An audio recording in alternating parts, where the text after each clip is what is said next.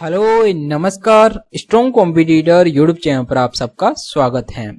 तो जैसा कि अपन SSC-HSL 2022 की सारे शिफ्टों के अपन सॉल्यूशन कर रहे थे, अपन ने 9 मार्च की 4 शिफ्टों का सॉल्यूशन मैं आपको करा चुका हूं। आज अपन जो 10 मार्च की पहली शिफ्ट है, इसके सारे के सारे 25 क्वेश्चनों का सॉल्यूशन आज मैं आपको बताने वाला हूं, ठीक है। और उन क्वेश्चनों को एग्जाम में किस तरह अटेंड करना होता है, किस क्वेश्चन में कितना टाइम लगाना होता है और किस क्वेश्चन को किस ट्रिक से हल करके तुरंत आगे बढ़ना होता है, ये सारे तरीके आज मैं आपको इस वीडियो में बताऊंगा, ठीक है। तो आज का वीडियो काफी खास होने वाला है, तो अपन शुरू करते हैं। तो अपने पास यहाँ पर जो 10 मार्च है, इसकी जो पहली शिफ्ट है जो कि सुबह 9 बजे से 10 बजे के मध्य लगी थी, इसके सारे के सारे 25 क्वेश्चन आज अपन यहाँ पर हल करेंगे। तो अपने पास यहाँ पर जो सबसे पहला क्वेश्चन आता है, यहाँ बोल रहा है कि दो बेलनों का आयतन का रेशियो ये दे रखा है, उनकी ऊंचाई का रेशियो ये है, त्रिज्याओं का अनुपात अपने से पूछ रहा है, ठीक है। तो आयतन का रेशियो क्या दे रखा है, 6:1 दे रखा है, ठीक है। और आयतन क्या होता है, एक्चुअली ऊंचाई और त्रिज्याओं के स्क्वायर का गुणनफल होता है, ठीक है। तो यहाँ पर अपन क्या करेंगे, ऊंचाई का जो रेशियो है कितना है, 6:1 है ये ऊंचाई का, तो ठीक है। इसको मल्टीप्लाई कर देंगे त्रिज्याओं का रेशियो, त्रिज्याओं का रेशियो क्या हो जाएगा, R1/R2 और इसका स्क्वायर, ये क्या हो जाता है, आयतन हो जाता है। ऊंचाई इंटू त्रिज्या का स्क्वायर क्या होता है, आयतन हो जाता है, जो कि इसके रेशियो के बराबर दे रखा है। तो इस 6 को इधर मल्टीप्लाई किया तो ये इधर 36 हो जाएगा और यहाँ पर क्या बचेगा, R1/R2 बचेगा। दोनों तरफ अंडर लिया तो यहाँ पर 6/1 और इधर क्या बच जाएगा, R1/R2 बच जाएगा। अपने से पूछ क्या रहा है, त्रिज्याओं का अनुपात क्या होगा, तो यहाँ पर त्रिज्याओं का अनुपात क्या आ रहा है, 6:1 आ रहा है, जो कि ऑप्शन नंबर 4 में दे रखा है।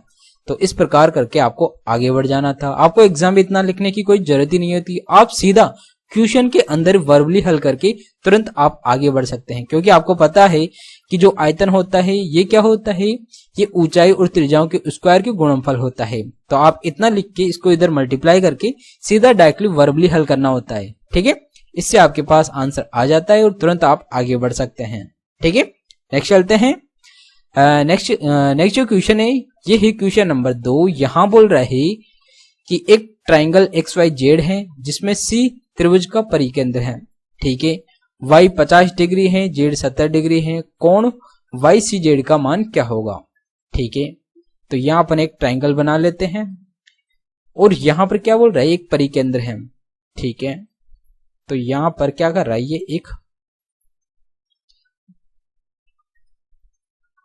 ये हो गया अपने पास एक सर्किल हो गया, ये इसका क्या हो गया, परिकेंद्र हो गया ये वाला, ये X, ये Y और ये Z हो गया, ये C दे रखा है।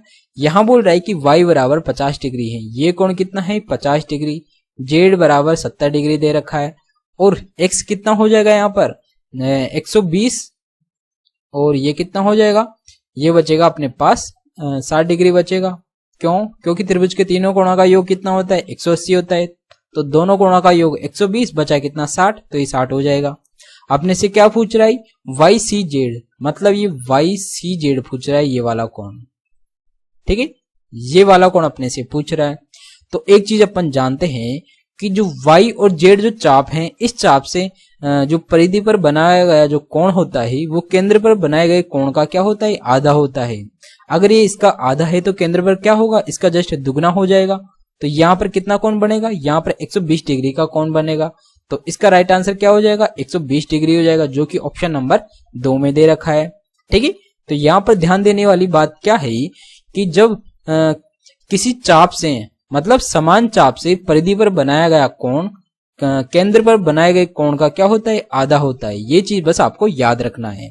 इस कंसेप्ट पर आपको हर एग्जाम के अंदर क्वेश्चन पूछे जाते हैं, तो ये काफी इंपॉर्टेंट हो जाता है, ये चीज आप ध्यान रखें, ठीक है। नेक्स्ट चलते हैं।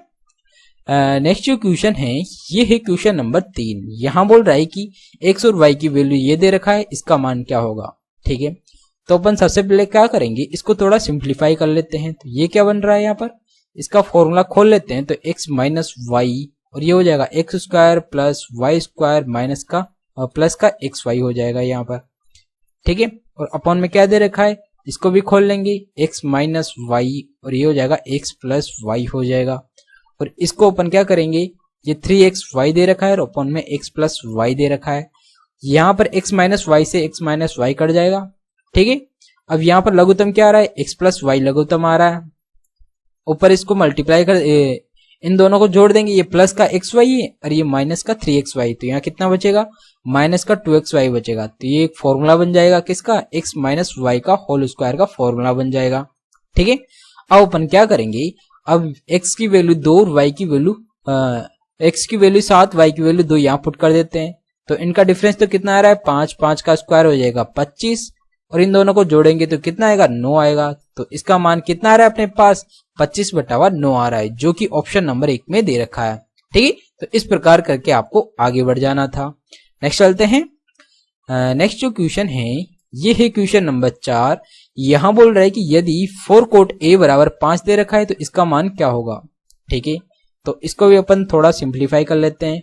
तो कोट a की वैल्यू यहां से क्या हो जाएगी, 5/4 हो जाएगी, ठीक है। तो यहां से अपन एक छोटा सा डायग्राम बना लेते हैं राइट एंगल ट्रायंगल वाला। यहां बोल रहा है कोट a, कोट क्या होता है, आधार बटा लंब होता है। तो 5 तो आधार हो जाएगा, लंब कितना हो जाएगा, 4 हो जाएगा। कर्ण कितना आएगा, यहाँ पर इन दोनों का स्क्वायर करके जोड़ देंगे तो ये हो जाएगा अपने पास √41 हो जाएगा, ठीक है।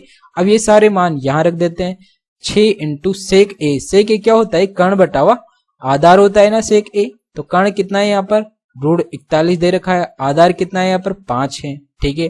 टेन ए कितना हो जाएगा, 4/5, लंब बटावा कितना होता है, आधार होता है, तो 4/5 हो जाएगा। इसको मल्टीप्लाई किया तो ये कितना आ रहा है, 6 चौका 24 √41 हो जाएगा, ठीक है। और अपॉन में कितना हो जाएगा, 25 हो जाएगा। तो ये अपना क्या आएगा, राइट आंसर आ जाएगा, जो कि ऑप्शन नंबर 3 में दे रखा है, ठीक है। तो इस प्रकार ये क्वेश्चन करना था।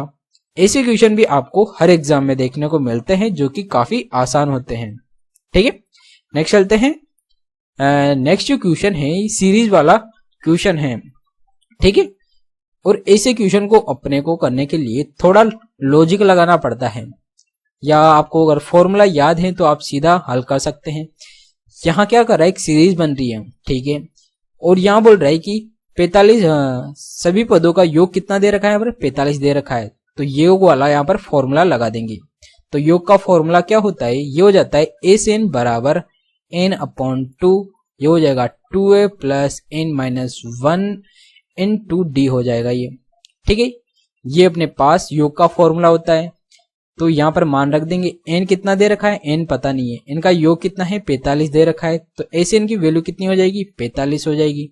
n/2 ये हो जाएगा, a कितना दे रखा है, यहाँ पर 9 दे रखा है, तो ये कितना हो जाएगा, -18 हो जाएगा, प्लस n-1 d कितना है, इनका डिफरेंस कितना दे रखा है, इनका डिफरेंस सारो अंतर कितना है, प्लस का हो रहा है, सबके अंदर प्लस का 3 जुड़ रहा है।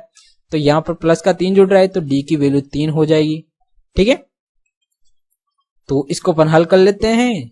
इधर जोड़ा तो इधर तो कितना हो जाएगा, 90 हो जाएगा। n इसको थोड़ा सिंप्लीफाई किया, या यहां से अपन क्या करेंगे, 3 कॉमन ले लेंगे, तो यहाँ पर कितना बच जाएगा, 3 कॉमन लिया बाहर, तो यहाँ पर माइनस का 6 और इधर बच जाएगा प्लस का n माइनस का 1 बच जाएगा यहाँ पर, ठीक है।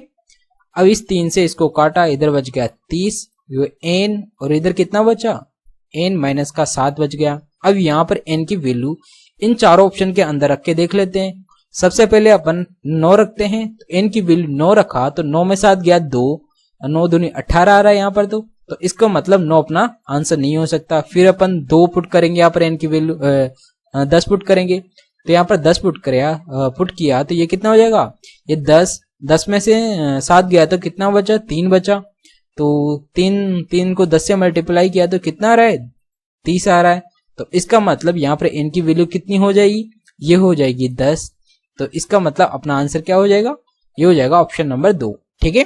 तो इस प्रकार आपको पुट करके तुरंत आसानी से आगे बढ़ जाना था, ठीक है। यहाँ पर द्विघात समीकरण को आपको हल करने की कोई जरूरत नहीं होती एक्सेक्यूशन में, ठीक है।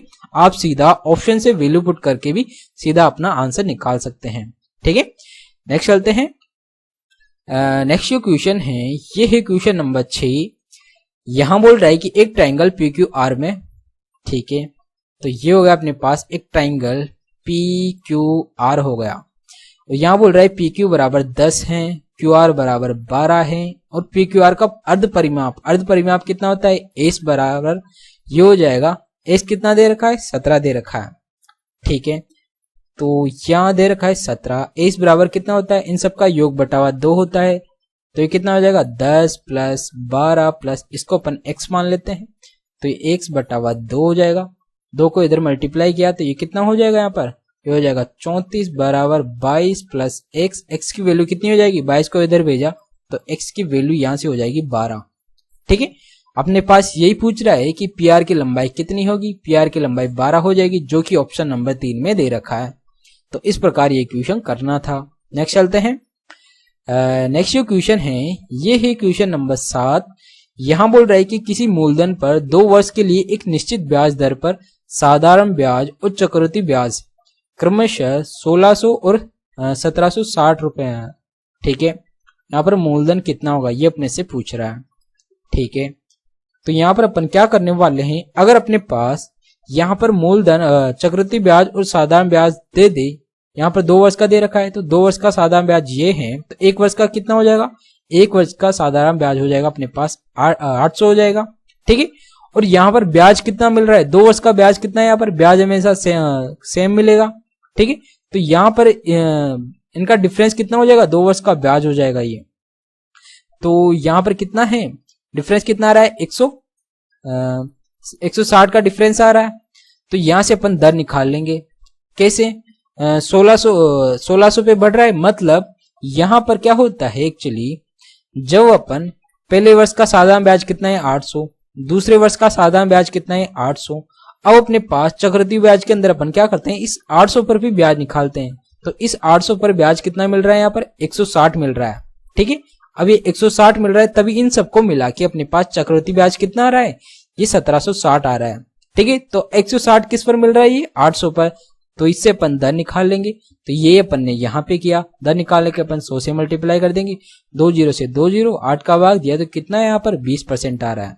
तो 20% की वैल्यू अपने पास कितनी है, यहाँ पर 160 दे रखा है, 20% यहाँ पर कितनी दे रखी है, यहाँ पर क्या है दर कितनी है अपने पास 20%। ठीक है, जबकि अपने पास जो यहाँ पर कितना दे रहे, साधारण ब्याज क्या है, 2 वर्ष का साधारण ब्याज कितना हो जाएगा, मतलब 40% की वैल्यू अपने पास 1600 दे रखी है।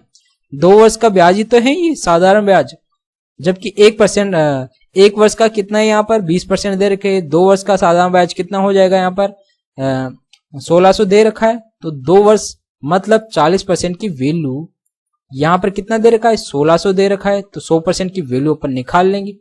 40/100 किया, ये कितनी बार 2 बार, ये कितनी बार 5 बार, 2 से इसमें भाग दिया 800, 800 को 5 से मल्टीप्लाई किया तो कितना आ रहा है, यहाँ पर 4000 आ रहा है।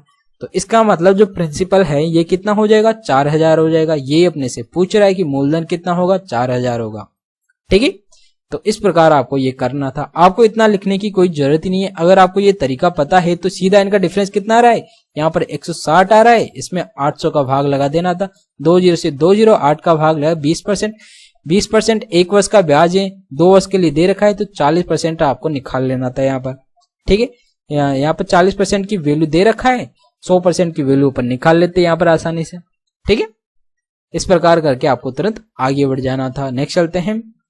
नेक्स्ट जो क्वेश्चन है ये है क्वेश्चन नंबर 8, और ये काफी अच्छा क्वेश्चन है।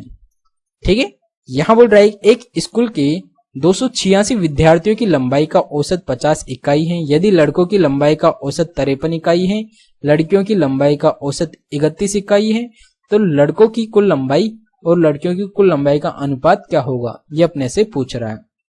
ठीक है, तो अपन यहां क्या करेंगे, एक्चुअली अपन इसके अंदर एलिगेशन मेथड लगाएंगे। कैसे, जब भी अपने पास यहां पर बॉयज और गर्ल्स और इनका दोनों का टोटल दे रखा है, तो ऐसे में अपन क्या करते हैं, एलिगेशन मेथड लगाते हैं। ठीक है, तो यहाँ पर 53 हो गया किसका, बॉयज का 53, और गर्ल्स का कितना है एवरेज 31 है, और टोटल कितना है यहाँ पर 50 है। तो यहाँ पर एलिगेशन लगा देंगे, ये 3 और ये कितना आ रहा है 19। ठीक है, तो यहाँ पर बॉयज और गर्ल्स का रेशियो आ गया। इसी रेशियो के अंदर अब अपन यहाँ क्या करेंगे, जो 3 है मतलब इधर वाला किससे कटेगा, गर्ल्स वाला 3 से कटेगा। यहाँ पर ये 3 से नहीं कट रहा, तो ये ऑप्शन अपना आंसर नहीं हो सकता। ये 3 से कट रहा है क्या, ये भी नहीं कट रहा, तो ये भी अपना आंसर नहीं हो सकता। ये 3 से कट रहा है क्या, ये भी नहीं कट रहा 3 से, तो ये भी अपना आंसर नहीं हो सकता। ये 3 से कट रहा है क्या, हाँ बिल्कुल, ये 3 से कट रहा है तो यही अपना क्या होगा, राइट आंसर हो जाएगा। तो आपको सिर्फ इतना ही हल करना है, ठीक है। इतना करके आप सीधा ऑप्शन चेक करना है, उससे आप तुरंत आसानी से आंसर पहचान लेंगे और उस पर टिक मार के आपको तुरंत आगे बढ़ जाना है, ठीक है। और अगर आपको इसको पूरा भी हल करना है तो 3 को अपन क्या करेंगे, यहाँ पर 3 को अपन 31 से मल्टीप्लाई कर देंगे तो ये तो हो जाएगा 91, और इस 19 को अपन इस 53 से मल्टीप्लाई कर देंगे तो ये हो जाएगा अपने पास 1007। तो यहाँ पर कितना आ रहा है, 1007 और 91 यहाँ पर इनका रेशियो हो जाएगा। पर आपको इतना हल करने की जरूरत ही नहीं है, आप सीधा इतना रेशियो निकाल के आप ऑप्शन चेक कर लेना है कौन सा ऑप्शन यहाँ पर 3 से कट रहा है, तो आप ऐसे क्वेश्चन को सीधा ऑप्शन से हल करके तुरंत आगे बढ़ सकते हैं। ये तरीके होते हैं क्वेश्चन को आसानी से करने के, ठीक है। नेक्स्ट चलते हैं। नेक्स्ट जो क्वेश्चन है ये है क्वेश्चन नंबर 9, और ऐसे क्वेश्चन में अपन क्या करते हैं, सीधा डायग्राम के नीचे जाते हैं। ये अपना मेन क्वेश्चन होता है। यहां बोल रहा है कि कथन एक बोल रहा है सही कथन कौन सा है, तो एक बोल रहा है Y2 वर्ष में कंपनी एल का व्यय, Y2 वर्ष एल क्या है, डार्क वाला, कितना दे रखा है यहाँ पर 400, और Y3 में एम के व्यय, Y3 में एम कितना है यहाँ पर, ये दे रखा है। व्यय का कितना परसेंट है यहाँ पर, ये 33% नहीं होगा, ये क्या होगा एक्चुअली, ये 2/3 आ रहा है, इसका मतलब ये 66 सही 2/6% होगा। तो इसका मतलब जो पहला कथन है ये गलत हो जाएगा। दूसरा कथन क्या बोल रहा है, 5 वर्ष में कंपनी एम का व्यय, मतलब 5वें ईयर के अंदर कंपनी एम क्या है यहाँ पर व्हाइट वाली, एम का व्यय कितना है यहाँ पर 300 दे रखा है।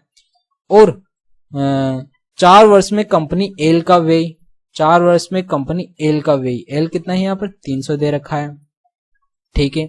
व्यय का 100% है तो यहाँ पर परसेंट निकाल लेंगे दोनों के बीच में, ठीक है। तो परसेंट के लिए अपन क्या करेंगे, ये हो जाएगा अपने पास 300,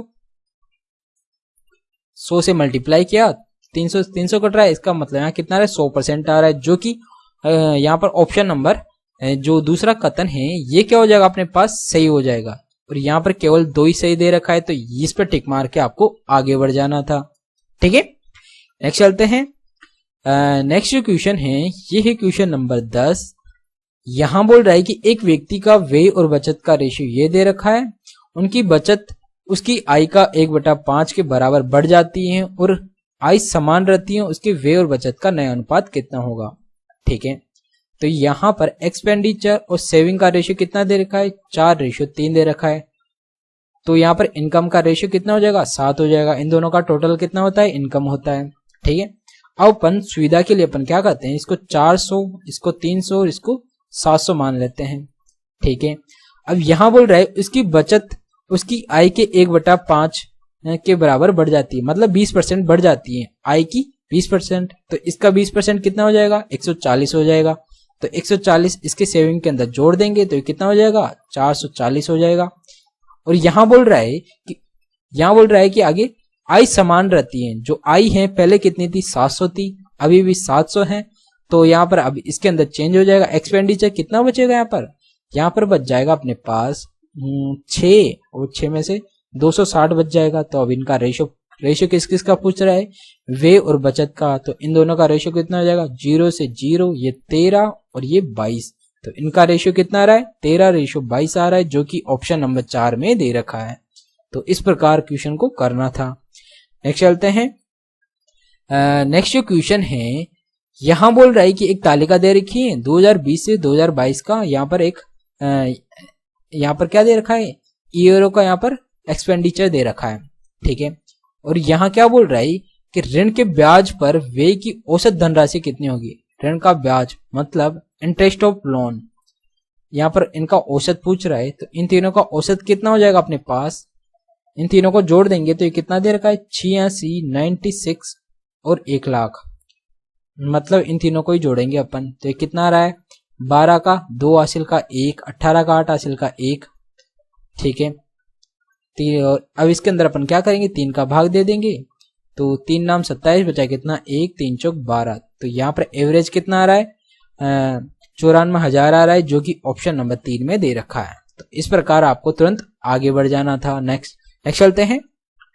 नेक्स्ट जो क्वेश्चन है ये एलजेब्रा का क्वेश्चन है। ऐसे पैटर्न के क्वेश्चन भी आपको हर एग्जाम में देखने को मिलते हैं। यहाँ पर क्या कर रहा है, इसकी वैल्यू 0 दे रखा है, इसकी वैल्यू 40, इसकी वैल्यू अपने से पूछ रहा है। तो यहाँ पर सीधा सीधा फॉर्मूला लगा रहा है इसका होल स्क्वायर वाला। तो इसका होल स्क्वायर का फॉर्मूला क्या होता है, a plus B plus C का होल स्क्वायर बराबर हो जाता है a square plus B square plus C square plus 2ab plus 2bc plus 2cm। ठीक है, ये फॉर्मूला यहाँ पर लगाया जा रहा है। तो यहाँ पर इसकी वैल्यू कितनी दे रखी है, 0 दे रखी है, इसकी वैल्यू 40 दे रखी है, और इसकी वैल्यू कितनी दे रखी है अपने पास, इसकी वैल्यू अपने से पूछ रहा है। इसकी वैल्यू निकाल लेंगे अपन। तो 2 कॉमन लिया, ab plus bc plus cm। तो इसको इधर भेजा तो ये क्या हो जाएगा, ये हो जाएगा अपने पास माइनस का 40, और ये क्या है 2ab plus bc plus cm। अपने पास क्या पूछ रहा है, इसका 2 गुना पूछ रहा है, मतलब 4ab 4bc 4c। तो इसका 2 गुना कितना हो जाएगा, तो इधर भी 2 गुना कर देंगे, तो ये हो जाएगा अपने पास माइनस का 80 हो जाएगा। ठीक है, तो अपने पास इसका आंसर कितना होगा, माइनस का 80, जो कि ऑप्शन नंबर 1 में दे रखा है। तो इस प्रकार करके आपको आगे बढ़ना था। ठीक है, नेक्स्ट चलते हैं। नेक्स्ट क्वेश्चन है, ये है क्वेश्चन नंबर 13। यहां बोल रहा है कि एक व्यापारी अंकित मूल्य पर 20% की छूट देता है। यदि वह 20% का लाभ अर्जित करना चाहता है तो अंकित मूल्य क्रय मूल्य से कितना प्रतिशत अधिक होगा। तो यहाँ पर MP अपॉन CP वाला फॉर्मूला लगा देंगे। तो MP अपॉन CP का फॉर्मूला क्या होता है, यहाँ पर प्रॉफिट कितना हो रहा है, तो अपन 100 प्लस यहाँ पर प्रॉफिट या लॉस कर देते हैं, और यहाँ पर क्या होता है, डिस्काउंट कितना दे रहा है यहाँ पर 20%। तो नीचे क्या आता है, 100 माइनस डिस्काउंट आता है। तो यहाँ पर क्या दे रहा है, 20% की छूट दे रहा है। तो MP अपॉन CP, तो लाभ कितने का 20%, तो ये हो जाएगा ऊपर 120, डिस्काउंट भी 20% का दे रहा है, नीचे हो जाएगा 80 हो जाएगा। अपने से पूछ क्या रहा है, अंकित मूल्य क्रय मूल्य से कितना % अधिक है। तो ये कितना अधिक है, ये 40 अधिक है, कितने पर 80 पर। तो ये कितना हो गया, 50% आ रहा है ये। इसका मतलब जो अंकित मूल्य है ये क्रय मूल्य से 50% अधिक होगा, जो कि ऑप्शन नंबर 4 में दे रखा है। तो ये अपना राइट आंसर हो जाएगा।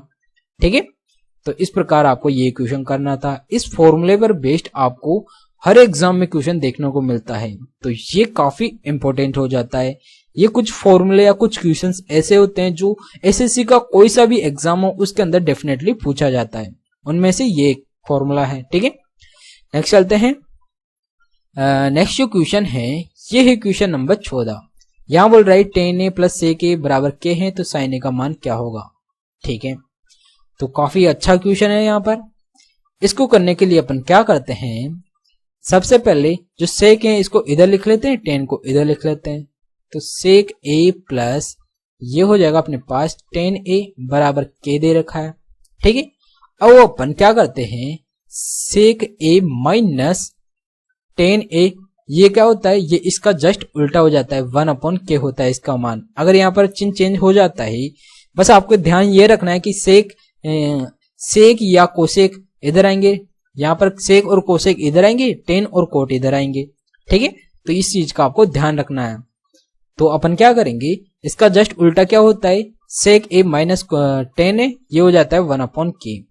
इस पर फेस्ट आपको हर एग्जाम में क्वेश्चन इस पर भी मिल जाते हैं। तो इन दोनों को अपन जोड़ लेंगे, तो यहाँ पर कितना हो जाएगा, ये हो जाएगा 2 sec a बराबर k प्लस 1/k हो जाएगा। तो 2 को इधर भेजा तो sec a की वैल्यू कितनी हो जाएगी, k स्क्वायर प्लस 1/2k हो जाएगी। ठीक है, तो यहाँ पर अपन छोटा सा डायग्राम बनाएंगे। यहाँ पर क्या है, sec a कर्ण बटावा क्या होता है, आधार होता है। तो कर्ण कितना हो जाएगा, k स्क्वायर प्लस 1, आधार क्या है 2k, तो लंब कितना हो जाएगा, k स्क्वायर माइनस 1 हो जाएगा। ये एक ट्रिपलेट बनता है। ठीक है, इसको आप सीधा डायरेक्टली याद भी रख सकते हैं। अगर ये सीधा आपको डायरेक्ट याद है तो आपको इतना हल करने की कोई जरूरत नहीं है, सीधा ऑप्शन आप चेक करेंगे। ये क्या है, लंब होता है, ये कर्ण होता है, तो लंब बटावा कर्ण क्या है, साइन के अंदर आता है। तो ये अपना क्या हो जाएगा, राइट आंसर हो जाएगा। ठीक है, तो साइन ए कितना हो जाएगा यहाँ पर, k square minus 1/k square plus 1 हो जाएगा, जो कि ऑप्शन नंबर 3 में दे रखा है। नेक्स्ट चलते हैं। नेक्स्ट जो क्वेश्चन है ये बोट एंड स्ट्रीम वाला क्वेश्चन है।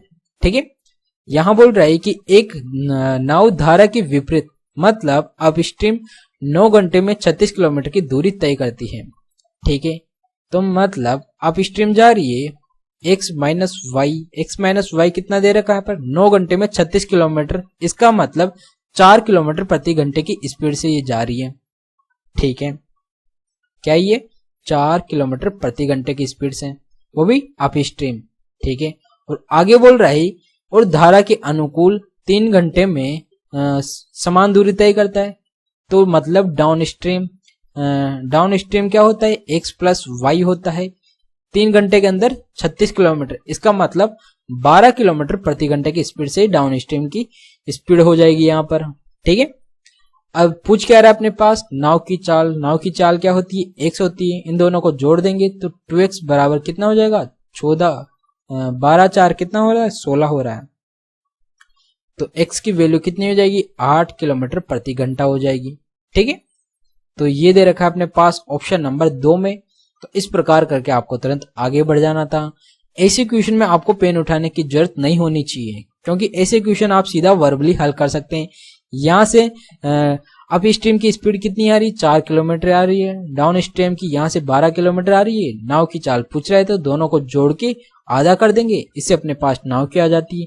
अगर आपके पास धारा की चाल पूछता तो दोनों का डिफरेंस करके अपन 2 का भाग लगा देते, तो वो कितनी आती, वो अपने पास 4 किलोमीटर आती है। ठीक है, तो इस प्रकार करके आपको आगे बढ़ जाना था। नेक्स्ट चलते हैं। नेक्स्ट जो क्वेश्चन है ये है क्वेश्चन नंबर 16। यहाँ पर क्या करेंगे, मेन क्वेश्चन ये है, यहाँ बोल रहा है एम और एन की औसत विक्रय मूल्य। तो विक्रय मूल्य क्या है, यहाँ पर ऑरेंज वाला विक्रय मूल्य है।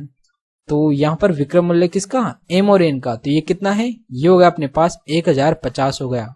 ठीक है, और पी और क्यू का औसत क्रय मूल्य क्या यहाँ पर ब्लू वाला है, पी और क्यू का कितना है यहाँ पर 1500 हो जाएगा। ठीक है, औसत है और आगे क्या बोल अनुपात, तो ये अनुपात के अंदर है। नीचे वाली संख्या कट जाएगी, इधर भी काटा, 0 से 0, 5 से कट रहा है ये 21 बार, 5 से कट रहा है ये कितनी बार, 30 बार, 7 से कट रहा है 3 से कट रहा है ये 7 बार, 3 से कट रहा है ये 10 बार। तो यहाँ पर रेशियो कितना आ रहा है इनका, 7:10 आ रहा है, जो कि ऑप्शन नंबर 2 में दे रखा है। ठीक है, तो ऐसे क्वेश्चन को आपको अच्छे से चेक कर लेना है, क्योंकि यहाँ पर जो ऑप्शन नंबर 3 है इसका जस्ट उल्टा है। तो आपको यहाँ पर गलती नहीं करना, आपको ऑप्शन को अच्छे से देखना है, तभी आपको टिक मारना है। ठीक है, जब भी आपके पास यहाँ पर उल्टे सीधे 2 ऑप्शन हो तो उस क्वेश्चन को आप केयरफुली चेक करें, क्योंकि ऐसे क्वेश्चन में गलती होने की बहुत ज्यादा संभावना होती है। और जब आप ऐसे क्वेश्चन, इजी वाले क्वेश्चन कोई ऑप्शंस की वजह से गलत कर देते हैं तो बहुत दुख होता है और आप की रैंक काफी नीचे आ जाती है।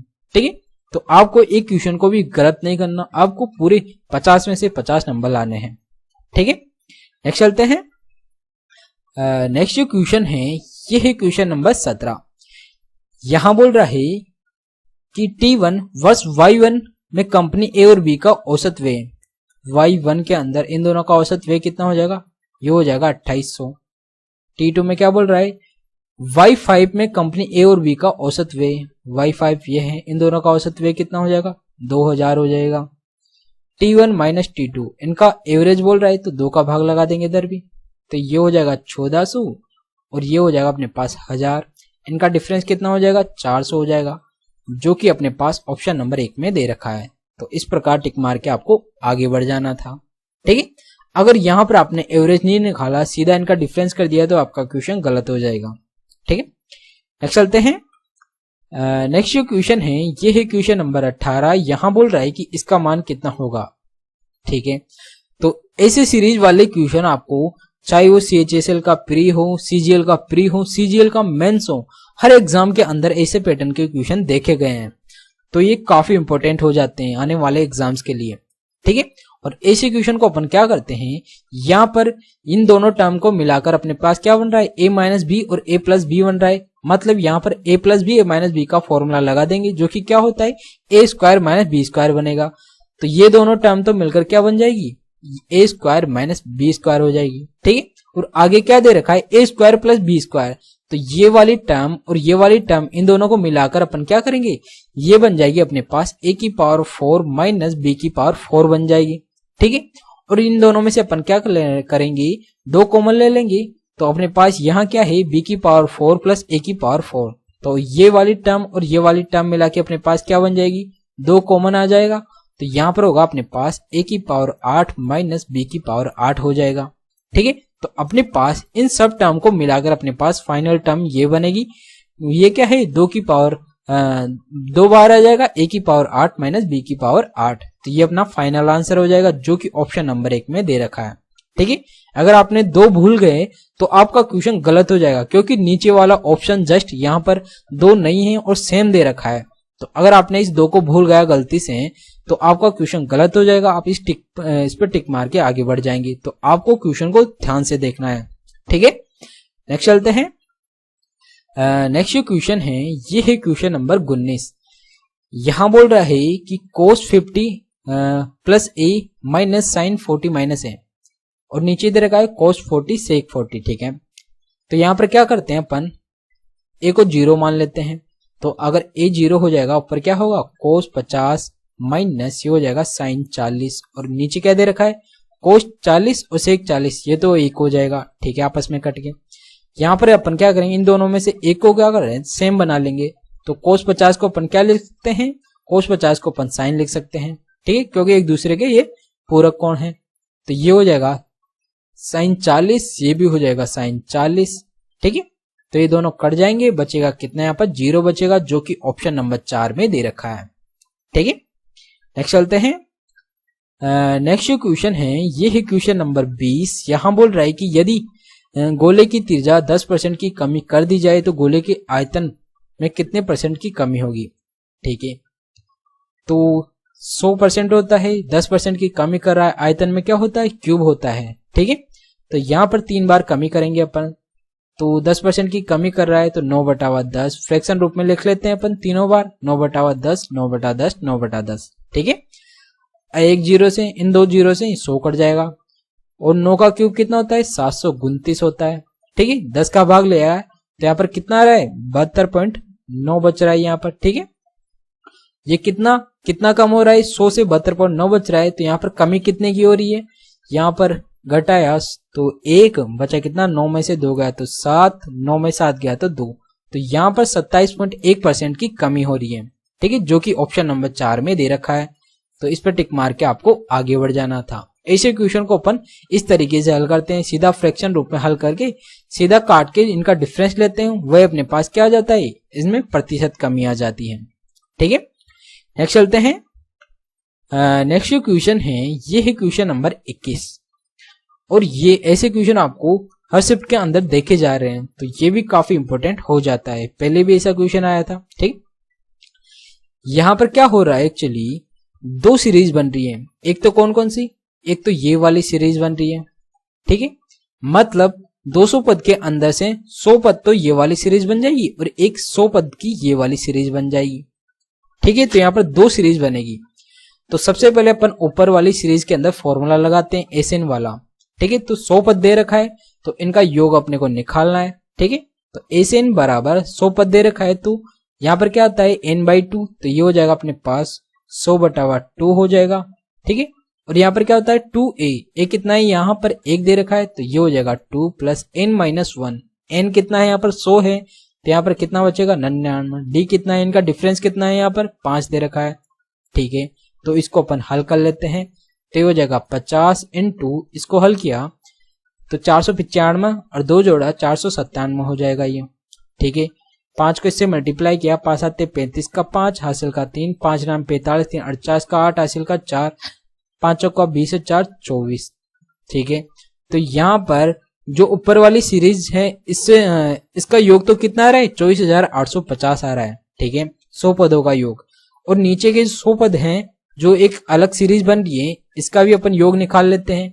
तो ए से एन बराबर, ये भी 100 पद है, तो ये भी कितना हो जाएगा 100/2। ये ए कितना है, यहाँ पर ए यहाँ पर 5 दे रखा है।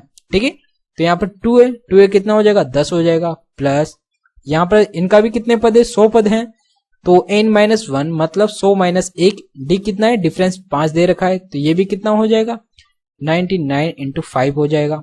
ठीक है। तो ये भी कितना हो जाएगा 50 × इसको जोड़ा 495 में 10 जोड़ा तो ये कितना हो जाएगा 505 हो जाएगा। मल्टीप्लाई किया तो ये कितना हो जाएगा 25। ठीक है। तो यहाँ पर कितना है 25,250 आ रहा है। ठीक है। तो 100 पद की तो ये हो गई, 100 पद की ये हो गई, टोटल कितना है 200 पद। तो इन दोनों को जोड़ देंगे अपन, तो जोड़ने पर कितना आ रहा है ये आ रहा है अपने पास 0, 5 दूना 10 का 0 हासिल का 1, और ये कितना आ रहा है 10 रे 11 का 1 हासिल का 1, ये 4 1 5, 5 दूना 10 का 0 हासिल का 1, ये कितना आ रहा है 5। ठीक है, तो अपने पास पूरे 200 पदों का योग कितना आ गया, ये आ गया अपने पास 50,100 आ गया, जो कि यहाँ पर ऑप्शन नंबर 3 में दे रखा है। ठीक है, तो इस प्रकार ये क्वेश्चन करना था। यहाँ पर आपको अलग अलग सीरीज बन रही है, इसलिए आपको यहाँ पर पदों का अलग अलग योग निकालना होगा, यही चीज आपको ध्यान रखना है। ठीक है, नेक्स्ट चलते हैं। नेक्स्ट जो क्वेश्चन है ये है क्वेश्चन नंबर 22। यहां बोल रहा है कि विजय 14 रुपए प्रति दर्जन की दर से केले बेचता है और 40% का लाभ अर्जित करता है। ठीक है, बाद में केले का क्रय मूल्य 30% बढ़ जाता है, यदि विक्रय मूल्य समान रहता है तो उसका नया प्रतिशत लाभ कितना होगा। ठीक है, तो यहां पर अपने पास परसेंटेज देकर परसेंटेज के अंदर ही पूछे तो अपने पास यहाँ पर जो वैल्यू होती है उनका कोई मतलब नहीं होता, अपन कुछ ही मान लेते हैं इसके अंदर, परसेंटेज के अंदर ही पूछे तो अपने पास जैसे अपन मान लेते हैं इसके पास 100 रुपए थे, ये क्या कर रहा है स्टार्टिंग के अंदर 40% का लाभ कमा रहा है, इसका मतलब 140 के अंदर ये बेच रहा है। ठीक है, लेकिन यहाँ क्या कर रहा है बाद में केले का क्रय मूल्य 30% बढ़ जाता है, तो ये जो क्रय मूल्य है ये बढ़ जाता है, ये 130 हो जाता है, लेकिन विक्रय मूल्य यहाँ पर समान रहता है, विक्रय मूल्य अभी भी 40 ही है। ठीक है, क्रय मूल्य कितना हो गया 130 हो गया, यहाँ पर विक्रय मूल्य 40 है, अभी भी ये क्या कर लाभ कमा रहा है, कितने का लाभ कमा रहा है 10 का, कितने पर 130 पर, तो परसेंट निकाल लेंगे 100 से मल्टीप्लाई करके, तो 10 से 10 100 में 13 का भाग दिया तो कितना आता है ये 7.69% आता है। ठीक है, जो कि यहाँ पर ऑप्शन नंबर 4 में दे रखा है, तो ये अपना क्या हो जाएगा राइट आंसर हो जाएगा। तो इस प्रकार ये क्वेश्चन करना होता है। नेक्स्ट चलते हैं। नेक्स्ट जो क्वेश्चन है ये है क्वेश्चन नंबर 23 और ये ज्योमेट्री का क्वेश्चन है। आपको ज्योमेट्री के क्वेश्चन 3 से 4 क्वेश्चन हर शिफ्ट के अंदर देखने को मिलते हैं। ठीक है, तो काफी इंपॉर्टेंट होता है ज्योमेट्री का पोर्शन। ठीक है, जैसे यहां बोल रहा है कि ट्राइंगल XYZ में, ठीक है, तो ये हो गया अपने पास एक ट्राइंगल हो गया XYZ हो गया। यहां बोल रहा है कि P और Q XY और XZ पर स्थित बिंदु है। ठीक है, ये तो हो गया P, ये हो गया Q। यहां बोल रहा है PQYZ के समांतर है, ये इसके क्या हो गई समांतर हो गई। PQ और YZ का रेशियो दे रखा है 3:8 दे रखा है, ये 3 है ये 8 है। यहां बोल रहा है XY बराबर 88 है, मतलब ये पूरी कितनी ही है 88 सेंटीमीटर है। ठीक है, यहां बोल रहा है XP, मतलब जो XP है इसकी वैल्यू अपने से पूछ रही है। ठीक है, तो इसको अपन कैसे करेंगे, यहां पर XPQ और XYZ दो ट्राइंगल बन रहे हैं जो कि आपस में सिमिलर हैं। जब ये दोनों सिमिलर हैं तो अपन यहाँ पर सिमिलरिटी का रूल लगा देंगे। XP भुजा हो जाएगी किसके सिमिलर हो जाएगी XY के, तो इनको अपन रेशियो के रूप में लिख लेंगे, क्योंकि दो ट्राइंगल का जो भुजाओं का रेशियो होता है वो क्या होता है समान होता है सारी भुजाओं का। ठीक है, तो यहां पर अपने को XP निकालना है, तो यहां पर XP अपॉन ये कितना हो जाएगा 88 हो जाएगा। और यहां पर अपने पास छोटा त्रिभुज की भुजा क्या है, ये इसका रेशियो कितना है 3, और बड़े त्रिभुज का कितनी है यहाँ पर 8 दे रखा है। ठीक है, इधर भी छोटे त्रिभुज की भुजा थी तो अपन इधर भी इसके सामने भी क्या लिया छोटे त्रिभुज की भुजा लिया। ठीक है, तो इसको काट देते हैं, ये 1 बार ये 11 बार है, 11 को 3 से मल्टीप्लाई किया तो XP की वैल्यू कितनी हो जाएगी 33 हो जाएगी। ठीक है, जो कि यहाँ पर ऑप्शन नंबर 1 में दे रखा है। तो ये क्वेश्चन इस प्रकार करना था। ये एक थ्योरम भी है जिससे काफी आसानी से इस क्वेश्चन को हल कर सकते हैं। ठीक है, नेक्स्ट चलते हैं। नेक्स्ट जो क्वेश्चन है ये है क्वेश्चन नंबर 24। यहां बोल रहा है कि दो वृत्त एक दूसरे को इस प्रकार प्रतिच्छेद करते हैं कि प्रत्येक दूसरे के केंद्र से होकर गुजरते हैं। इन वृत्तों की त्रिज्याएं बराबर हैं, उभयनिष्ठ जीवा की लंबाई 14√3 है। इन दोनों वृत्तों की परिधियों का योग क्या होगा। ठीक है, तो यहां बोल रहा है कि दो सर्किल हैं। ठीक है, और इनकी जो त्रिज्या है ये क्या है समान है, दोनों एक दूसरे के केंद्र से होकर गुजर रहे हैं, और जो इनकी कॉमन स्पर्श रेखा है इसकी लंबाई अपने पास दे रखा है कितना 14√3 दे रखा है इसकी वैल्यू। ठीक है, तो कॉमन स्पर्श रेखा की जो लंबाई होती है वो एक्चुअली क्या होती है, ये होती है R√3 की वैल्यू होती है। r√3 ये क्या होता है, कॉमन स्पर्श रेखा होती है, ठीक है। इसका मान कितना होता है r√3, तो यहाँ पर इसका मान कितना दे रखा है 14√3 दे रखा है। तो यहाँ से अपन त्रिज्या निकाल लेंगे, तो त्रिज्या क्या आएगी यहाँ पर 14 हो जाएगी, ठीक है। दोनों की त्रिज्याएं समान है इसलिए दोनों समान होगी। आगे अपने से क्या पूछ रहे हैं, परिधियों का योग, तो दोनों की परिधियों का योग क्या हो जाएगा, परिधि का फॉर्मूला क्या होता है 2πr, 2 × 22/7 × r कितना है 14। दो सर्किल हैं तो इसको 2 से मल्टीप्लाई कर देंगे, ठीक है। 7 एकम 7, 7 दूना 14, ठीक है। तो ये कितना हो रहा, 22 को 8 से मल्टीप्लाई करेंगे तो ये हो जाएगा अपने पास 176 हो जाएगा, ठीक है, जो कि ऑप्शन नंबर 2 में दे रखा है। तो यही अपना क्या हो जाएगा, राइट आंसर हो जाएगा। और इस प्रकार आपको करके आगे बढ़ जाना था। बस एक चीज आपको यहाँ पर ध्यान रखना है कि जो दोनों त्रिभुज की कॉमन कोण होती हैं, इसकी जो लंबाई होती है ये क्या होती है r√3 होती है। अगर ये चीज आपको याद है तो आप इस क्वेश्चन को काफी आसानी से हल करके कम टाइम में तुरंत आगे बढ़ सकते हैं, ठीक है। तो ये चीज आप याद रखना। नेक्स्ट चलते हैं। नेक्स्ट क्वेश्चन है, ये है क्वेश्चन नंबर 25। यहां बोल रहा है कि राज अकेले एक काम को 20 दिनों में करता है। तो ये टाइम एंड वर्क का क्वेश्चन आ गया। हाँ, यहाँ राज 20 दिनों के अंदर कोई काम कर रहा है और प्रताप उसी काम को राज द्वारा लिया गए समय के आधे समय में पूरा करता है। अगर ये 20 दिन लगा रहा है तो जो प्रताप है ये 10 दिन ही लगाएगा, आधे समय के अंदर पूरा कर रहा है, ठीक है। तो इनका दोनों का लघुत्तम कितना हो जाएगा 20 हो जाएगा। इनकी एफिशिएंसी कितनी हो जाएगी 1 और इसकी एफिशिएंसी कितनी हो जाएगी, ये हो जाएगी 2। दोनों की टोटल एफिशिएंसी कितनी हो जाएगी 3 हो जाएगी। और आगे क्या बोल रहा है, दोनों मिलकर कुल कार्य का 3/5 भाग कितने दिनों में पूरा करेंगे। तो कुल तो कार्य कितना है 20 है, इसका भी अपने को कितना कार्य करना है 3/5 कर रहा है। और दोनों मिलकर दोनों की एफिशिएंसी कितनी है 3 है, तो इस 3 से 3 कट जाएगा, 5 का भाग 20 में दिया तो 4 डेज आ रहे हैं यहाँ पर, ठीक है। तो 4 दिन के अंदर दोनों मिलकर इसका 3/5 भाग पूरा करेंगे। तो जो कि यहाँ पर ऑप्शन नंबर 3 में दे रखा है, 4 दिनों के अंदर करेंगे, ठीक है। तो इस प्रकार करके आपको तुरंत आगे बढ़ जाना था, ठीक है। तो आई होप आपको ये क्वेश्चंस काफी अच्छे से समझ आए होंगे। अगर आपको ये समझ में आ रहा है तो नीचे कमेंट बॉक्स में अपनी राय दीजिएगा। और अगर आपको ये वीडियो अच्छा लग रहा है तो प्लीज वीडियो को लाइक करिएगा। और अगर आपने अभी तक चैनल को सब्सक्राइब नहीं किया तो आप जाके नीचे राइट कॉर्नर पर रेड बटन है उसको दबा दीजिएगा, जो कि एकदम बिल्कुल फ्री है, ठीक है। उसका कोई भी पैसा नहीं लगता है। मैं आपके लिए क्वेश्चनों को काफी आसानी से बताने की कोशिश करता हूं, आगे भी इसी तरह बताऊंगा। तो इसके लिए आपको थोड़ा सा सपोर्ट करना है ताकि अपन ग्रो कर सकें। अपने एक छोटा सा परिवार जब आगे बढ़ेगा तो मैं आपको सबके लिए बिल्कुल एकदम फ्री में पेड क्लास जैसे हैं सारे का सारा जो मटेरियल है वो आपको प्रोवाइड करने वाला हूं, ठीक है। तो आपको क्या करना है, ज्यादा से ज्यादा शेयर करना है। और अगर आपने सब्सक्राइब नहीं किया तो प्लीज सब्सक्राइब कर देना है। तो मिलते हैं एक और नए वीडियो के साथ। So guys, thank you.